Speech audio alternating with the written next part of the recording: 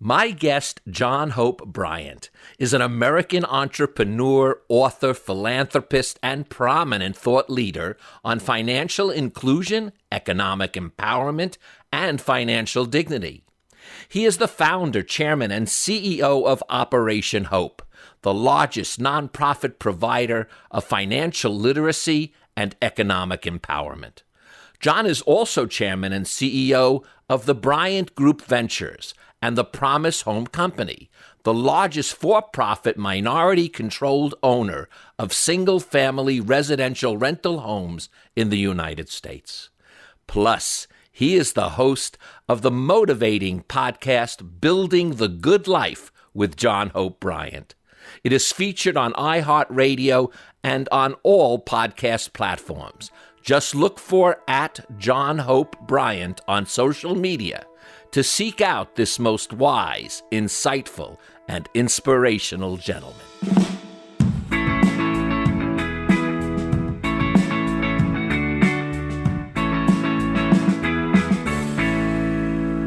John, it's been a few years, my friend, but as always, such a pleasure to hear your voice and see you, and welcome to our podcast. I'm so honored you're with me today.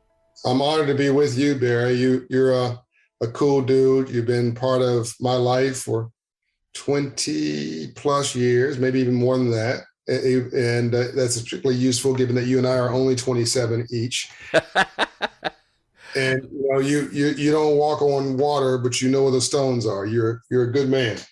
Thank you, sir. The same to you, and it is why we are what we are together. I wanted to bring up, though, the thing that I've been finding in reading about your recent work and things you've posted is the Promise Homes Company. I swear in my heart, I believed in that something like 40 years ago. I said, why isn't somebody doing this? And sure enough, up comes a man who is doing it, John Hope Bryant. Tell us about the Promise Homes Company, because it is, when you wrote a book, How the Poor Can Save Capitalism, you then answered it with the Promise Homes Company. Yes, well, in some ways, this is the crowning achievement at this point, my journey's not over, of my last book, Up From Nothing. My book, Up From Nothing, The Untold Story of How We All Succeed, is suggesting there's a business model beyond win-lose. There's a business model beyond gladiator capitalism, where, again, somebody feels they have to win at your expense, or you must lose in order for them to excel and succeed, or that somehow capitalism is a simplistic model of profit over all other values. And look, I'm a straight up capitalist. I'm a businessman, but I wanted to prove that you can do well and do good too, that you could do well and do good, and that you could build wealth and income beyond just charging people maximum rents and maximum fees at maximum time schedules, which is a short-term view of revenue growth and value appreciation. Beyond that, I wanted to prove that I wasn't just a philanthropic guy. I started out as a businessman and moved into philanthropy with Operation Hope when the Rodney King riots hit out of necessity. But I've been doing that for so long that I think society forgot that I was a businessman. And there's so many examples of Blacks who are athletes, great, entertainers, great, politicians, great, but not a lot of entrepreneurs and capitalists. And most of this economy is capitalism, small business, and entrepreneurship. And I wanted to prove that we can succeed on this stage as well. So I just, to your point, took the principles of Operation Hope, which is part of my business plan, and migrated them into the commercial private sector. Well, what's so interesting is that if you actually, and I know you have, when you read about Adam Smith and his vision of what capitalism was, it literally had to do as what you call good selfishness. It always has to do with, if you're not doing good for people, you're not going to, in the long run, be a good capitalist, because, as you said, everything will fall. And even capitalists that I don't even like so much as far as their personalities, but who've done that. So, for instance, Ford, he wanted to make sure that every one of his people could at least afford his car. And that is your premise as well. There's no need for winners and losers in this opportunity. It's, in fact, we have a much better chance of winning if we're all in this together. Yeah, so Henry Ford, to unpack this a little bit more, let's not assume that your listeners are all historians like you. People have businesses and families and responsibilities that may distract them. Henry Ford was not some Pollyanna idealist. In fact, he had some interesting views that are, somewhat problematic around race and other things. But Henry Ford had a genius that we must give him credit for. Henry Ford III is on my board, so I love the Ford family, love the Ford legacy. Henry Ford, the original Henry Ford, was a product probably of his environment and the timing also, if anybody is a historian wants to research that. But here's what we should give him credit for. He created the American middle class. He paid his workers enough to buy the vehicles they were making. Boom. That was the creation of the middle class. Versus paying them $2.50, he paid them $5 a day. And that changed everything. And then he democratized automobile availability from being a luxury good of the wealthy that only the wealthy had, to something that, through the production lines and the decrease in costs, that everybody could get and have access to, as your point you just made. Do you know, Barry, that everything that we use today as a social accommodation was once a luxury only for the wealthy? Oh, my. In fact, not only that, but if we look even at our poorest right now, they live still better than the royalty of old. It's kind of a weird, it's a weird dichotomy. When I say better, I'm not saying it in any other form, but they didn't have running water and toilets and things like that. So yes, definitely our modern economy is ripe right now for us to really become, all of us, viable within it. Amen. Indoor toilets, microwaves, AC, air conditioning, heat, central air, automobiles. I mean, whatever, airplane travel. Doesn't matter, whatever it is. All of these things began as toys and privileges of the rich and the wealthy, and has migrated through entrepreneurship as something available to all of God's children. I want to take the tools of capitalism and free enterprise, the thought process, and migrate it and make it available to all of God's children. That's my book, The Memo you mentioned.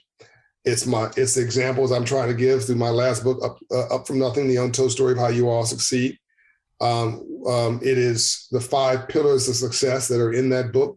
It is how I'm running a business, I believe responsibly, at the Promise Homes Company, which has now created the largest capital access achievement for a Black business in the last decade, at least, according to Black Enterprise, $200 million credit facility from December of 2021 from Barings.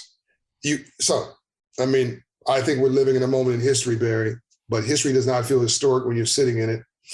It just feels like another day. But that doesn't mean the moment is actually not historic, I do, but you bring to light something, that the problem arises when people begin to believe the game is rigged. Those are your words, and that's the problem that I think. By the way, I don't even think that's just I don't even think just the poor and the middle class are thinking that. I think even many in the lower upper class are feeling that this game is getting a little bit out of hand. And you say, in fact, that the new civil rights issue is really silver rights issues, because without any access to what's truly the financial literacy of our time. And by the way, like you said, I might have been a history major, but other people have children. Well, I also have children and grandchildren. And I must tell you, financial literacy almost it's almost impossible to keep up with now because of all the different ways things are funded and how they are not based necessarily on worth even. It's an amazing concept, John. Yes, and now you're talking about layers of financial intelligence and financial sophistication, or as my business partner and friend Tony Rester would say, who's the 400th richest man in the world, he would say financial architecture.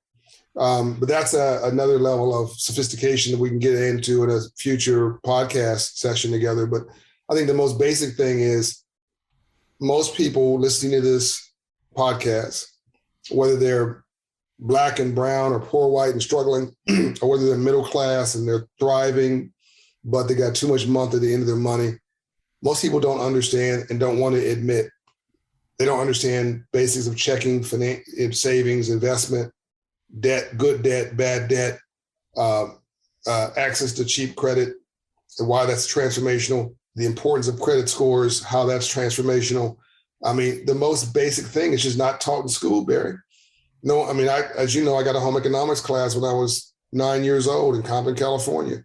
A white banker came into my classroom, and I didn't want him there. I didn't want to be there. He didn't want to be there. We were all in agreement on that. He was forced to come there by his employer to teach financial literacy as part of a compliance with the law, Community Reinvestment Act, that was put in place in 1977. But within a couple of sessions, Barry, we sort of liked him. He showed the human side of who he was, and he sort of liked us. He's like, you kids are sort of like my kids.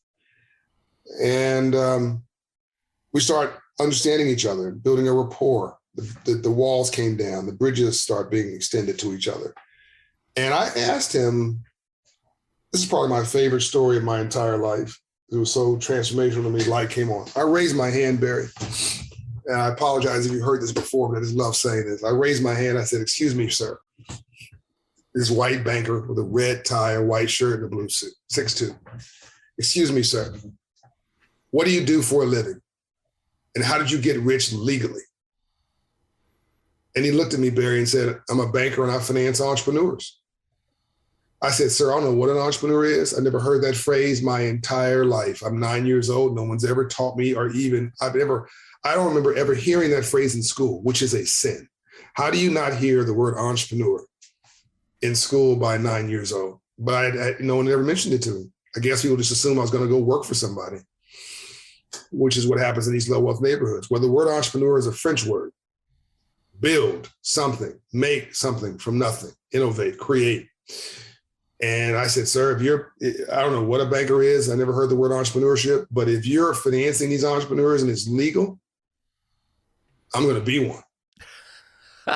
And John, more than that, you'd think that, and you just intimated it, that even if you're not going to be an entrepreneur, everyone needs those skills, those building skills that entrepreneurs have. So it has to be something that is taught in our schools, because without those, when you think of entrepreneur, like you said, to build, well, that would matter that if you're building a piece of art, even if you're not going into business, those skills, that knowledge it's invaluable. Amen. That's it. You and I are 100% on the same page. Well, we always are. That's why we like our company so much. But you're a single parent raising 2 or 3 children in this country. You have to have an entrepreneurial hustle.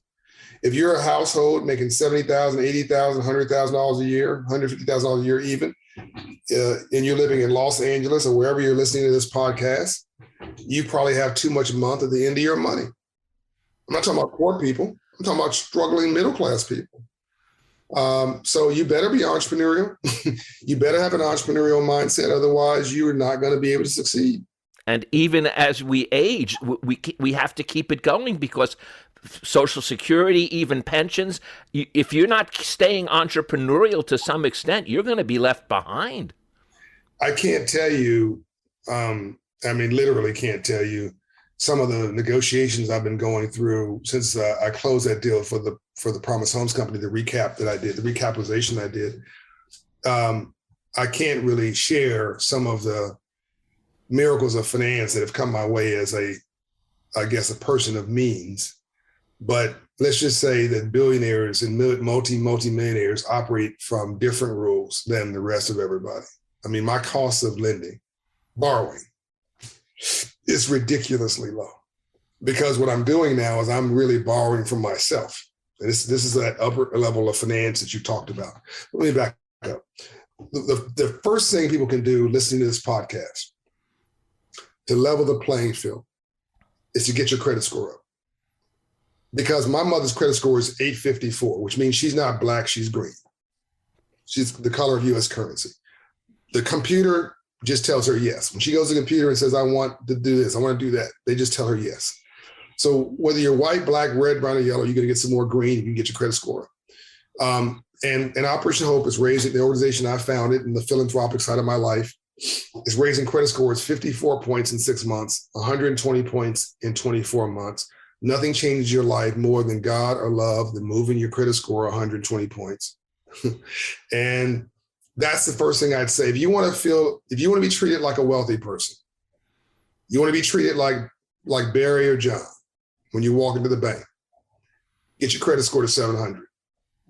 You'll be amazed how my credit score is now 800 and whatever. I just got over the 800 scale about a week or two ago. But for most of my career, it was in the 600s because I was hustling and using credit cards for this and that and to run my businesses. Even in the high 600s, I could get yeses at good rates to most things I wanted. You can't get a good mortgage under 680. You can't get a small business loan from a bank less than 700. It's risky credit. So you got to get your credit score up. But anyway, separate and aside from that, you can still get, by the way, these are the lowest interest rates you're ever going to see in your life. In your life. Go refinance your children if you can. Refinance your mortgage, refinance your car note, refinance your credit cards. You'll never, do not hesitate, do not wait, do not go to sleep. I want you to stay awake and nap until you get everything refinanced in the next 2 to 3 months, because I guarantee you never in your entire life see interest rates this low, and they're about to go up.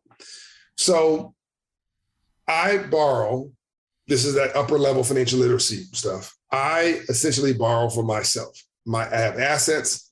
I have an account, a securities loan or a margin loan against my own assets. And the rate that I borrow is half of what the best rates that the person, normal person would borrow from. But the risk is lower because, again, I'm borrowing for myself. But this is the game that gets played. Is, you got to understand that real wealth is built in your sleep. You make money during the day. You build wealth in your sleep. It's called compounding. So there's just so much to this, that we just can't get to all of it in one session. But let's just say the journey is never ending, and you make money two ways. You make more, you spend less. Well, John, you're also, besides, and we will share conversations over time again, because we just love the work you do and how you do it. But as I said before, besides just being an entrepreneur, you also have a deep strain of philosophy that underpins a lot of the motivation that moves you. And one of the things I remember you telling me about was that there really is a crisis of virtues and values. And that now, again, as I said before we went on air, I said, you must be some sort of fortune teller or have a crystal ball, because you said this to me at least 10 to 15 years ago. And I have yet to see this crisis of virtues and values more prominent than today. We've had breaches in our public trust. We have political parties that are not even trying to disguise anymore their disdain for segments of the population. You have government houses that are not the public house anymore. Now it's a Republican house or a Democratic house. That's not right. You've got all these. You got capitalists who now encroach on every part of your life without giving you support. You can go to a football game, baseball game now, and look on your phone, and it'll say on your phone, finance this plane ticket, finance this game ticket. so now you finance that vacation, or you finance the purchase of shoes, or you finance literally one sports event ticket. It's unbelievable. You've paymentized your whole life. This is unbelievable. So now the question everybody's asking is, what's the payment? That's the question people are, not what the interest rate is, what the terms, whether they're going to afford it. And you don't have people on the other side saying, can you afford this? Is this good for your financial health? They just takers. And I'm hooked on relationship capital. I'm not a transactional guy. And I want this. My rich friends need my poor friends to do better, if only to stay rich. You mentioned also before about relationships, and I wanted to discuss this because you had a great line about this. I was always opposed to what they called networking, and I'll never forget the way you described it. You said relationship building is often misunderstood as networking, where networking is about me, not we. Amen. Networking is what you get, not what you give. Relationship capital is about, I call it good selfishness. There's good selfishness and there's bad selfishness. Good selfishness is where I benefit and you benefit more. Bad selfishness is where I benefit and everybody else pays the price for it. When you go to a networking reception, everybody says, hi, my name is Joe, Jack, Jane. You collect a business card, but you're really interested in giving a business card. Now, anybody watching this or listening to this can relate to this. You don't really care what the thing you're receiving. You're trying to jam that marketing piece down somebody else's throat. Now, everybody in that room is broke.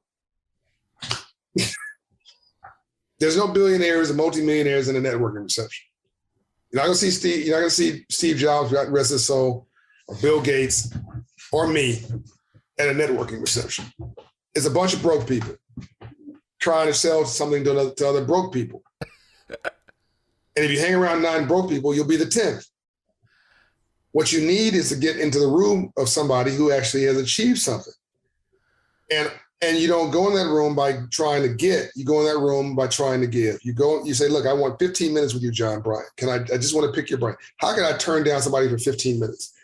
Okay, am I going to really cut the meeting off in 15 minutes? I mean, come on now. It's going to go for at least a half an hour. But you're respecting my time. Can I get 15 minutes? Now you want to get in that room. You want to show me you've done some research on me. Don't ask me stupid questions. Don't ask me things you can get off the internet. And then say, what can I do for you, John Bryant? I have a photography business. Can I give you a free photo shoot? I'm not going to let you give me a free photo shoot, but I'm honored that you'd offer it to me. Fake it. Act like you're interested in me. Like, act like you care, right? And then so we can begin, tell me about my family. Ask me about what's important to me. Let me ask you about what's important to you. Build a relationship and a rapport, because there's 2 types of things that will never allow you to fail. If you're the best at what you do and if people like you.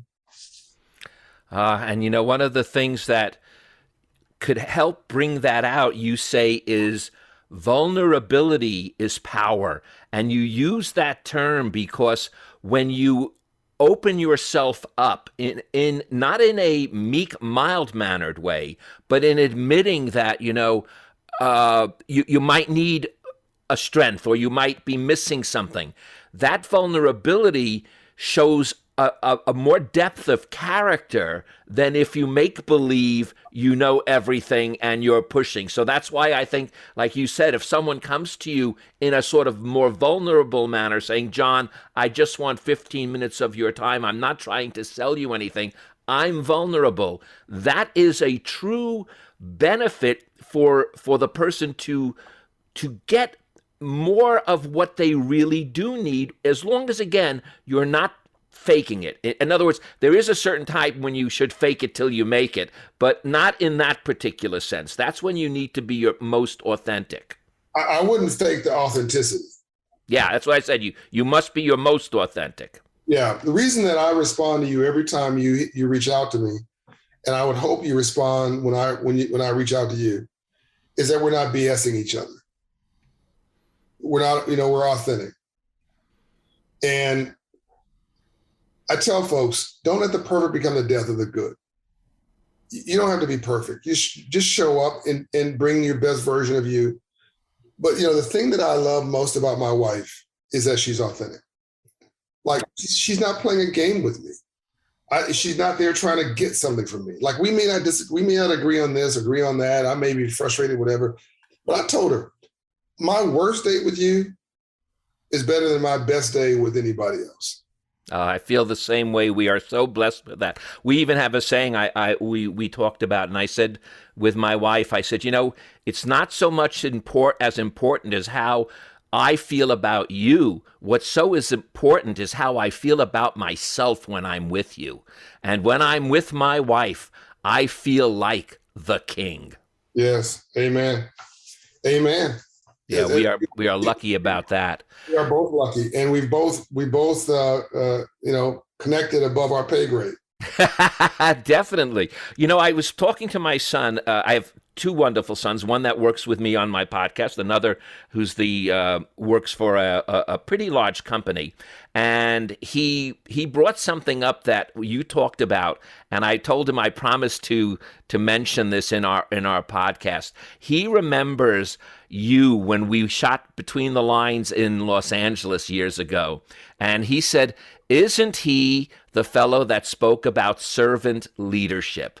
And I said, "Yes, that is John." He says, "Well, believe it or not, our company is doing that's what we need to do right now. We need to show how we are servant leaders, helping those that we're working with." So ask John to go over that again, because he said that was very important to him. So John, explain again servant leadership and why that is the type of leadership that we do need today. In fact, I had Gary Ridge, the CEO of WD-40, on last week, and he also is a very deep believer in servant leadership. But when I told my son it's John Hope Bryant that came up when I first heard that term and you heard it, he said, "Ask him again, Dad."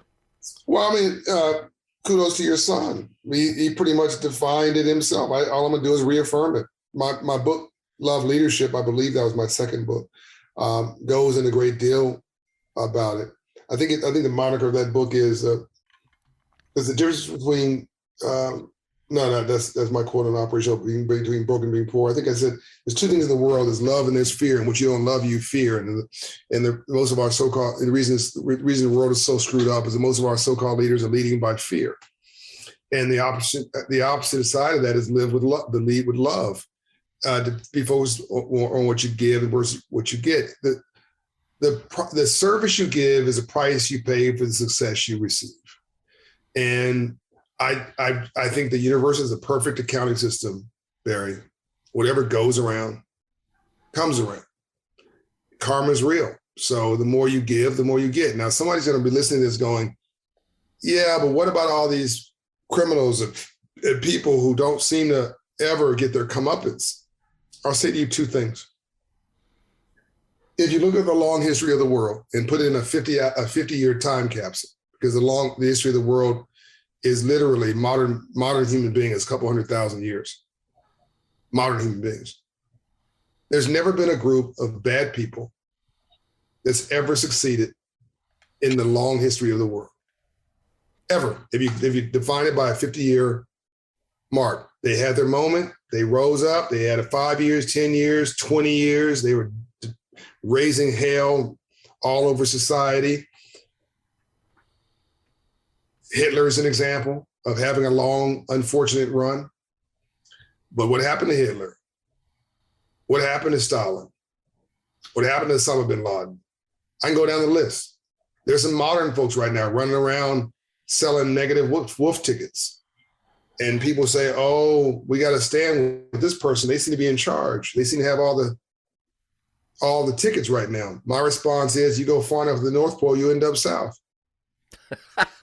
Oh, and you say it better than that even, John, as we go back to that selfishness that's good. When you actually make those sound ethical decisions, you say that you actually improve your quality of your own life. So you do get to be selfish in the weirdest way by being ethical and making good decisions for others. You benefit yourself. Yeah. The more you give, the more you get, man. The more You you say give, the more you get. you say though that the most dangerous person, and this is what I think we have to be on the lookout now, the most dangerous person alive is a person without hope. And that has been obviously as Operation Hope. If there's anyone that knows that inside out, it is you, John. And it is the one thing you never leave a conversation, you never leave a meeting without making whoever it is you're with feeling not a false hope, because there really isn't such a thing anyway, but feeling a hope that they really can make a difference and that they really matter. Well, because they do make a difference or can make a difference, and they do matter. I mean, we're not human doings, we're human beings. We're not human beings having a spiritual experience. We're spiritual beings having a human experience. Energy matters. Energy is everything. And we're not giving each other good energy when we're being mediocre or when we're being selfish. The Bible even says, be hot or be cold. If you're lukewarm, I'll spat you out. Translation. Even God doesn't like mediocrity. It's just not attractive. It's not interesting. I mean, imagine Dr. King says, I have a dream that GDP will grow by 2% a year. I mean, come on. Or somebody says, I am somebody. I am somebody. Believe in me. No, Jesus Christ is depressing. No, I am somebody. I am somebody. Believe in me. Now you got somebody's attention. I think everybody's got to step up and step into their dreams and be the first version of themselves and realize it takes the same energy to succeed small as it does to succeed big. Why would you succeed small? Why would you fail small? If you're going to fall forward and do it dramatically. I mean, my God, go out with a bang, not a whimper. I mean, do this thing, die empty. What are you waiting for? Live your whole and complete life. My Lord, just do it. Oh, you say courage is nothing more than your faith reaching through your fear. Those are your words, and you just exemplified it right there. What the heck are we waiting for? Get the courage to reach through your fear, and that will give you everything you need. Amen. Yeah, my phrase that I love to summarize everything these days is just knock it off. Knock it off. Let's just knock it off. Get on with it. Well, John, again, I know your schedule. In fact, I know you had to be a little late to mine because how tight yours are. So I want to make sure I let you out of here in time. But I can't help but thank you again because, you do make us feel stronger. You make us feel more resilient, more valuable. And you really have a belief in the dignity and in our ability as humans to really dig between all the things that are out there that are garbage and look at the betweenness of it all and see that there really is something there for us all to grab onto and be aware of. You can do well and do good, Barry. You can do well by doing good. You can lift all boats and lift yours at the same time. Rainbows only follow storms. You cannot have a rainbow without a storm first. I'm so honored that you, 20 years plus going, you are still going. You're still giving. You're still leaning in. You're still as passionate as you used to be. You are still delivering great content. Dr. King never would have had a movement without the media. It wouldn't have happened. Half of the success in life is just good marketing. Thank you for showing up with good marketing, good media, and good content, and being a force for good in the world. You're a good dude. So are you, John. I love you, brother. Take care, and we will talk soon again. Love you, man. Best to your children and your wife and your family. Thanks for listening. If you enjoyed this podcast and want to hear more, please subscribe or become a patron of the show at barrykibrick.com to keep it going every week.